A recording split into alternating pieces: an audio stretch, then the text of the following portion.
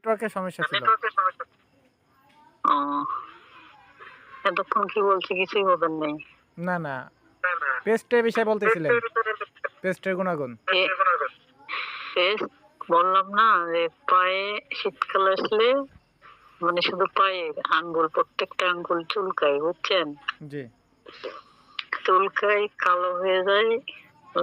Last মোমেন্টে দেখা গেছে কি এগুলো ফস্কার মতো পড়ে যায়। অনেক ব্যথাও করে আবার চুলকায়। জি। তো হঠাৎ করে মনে হলো যে মশা কামড়াইলে তারপরে অ্যালার্জি হইলে এটা যে কোনো জায়গায় দিলে সাথে সাথে মানে সেই চুলকানি আউট হয়ে যায়। তো সেই ক্ষেত্রে দেখি একটু পায়ে ট্রাই করে দেখি।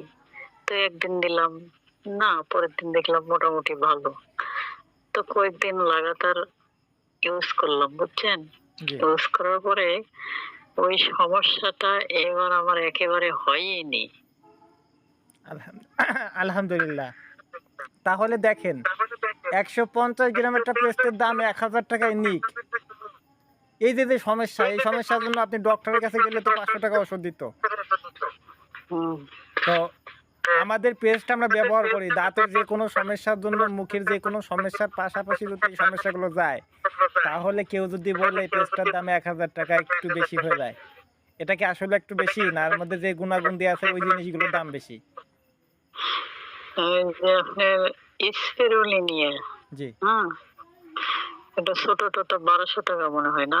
হ্যাঁ, ১২০ পিস ৳১২০০। আমাদের জন্যে। হ্যাঁ, আমাদের জন্য ৳১২০০, ৳১৪০০ বিক্রি করতে পারব। হুম, আপ ওটা আমার মানে আমার ভাইয়ের কোমরে ব্যথা বুঝছেন?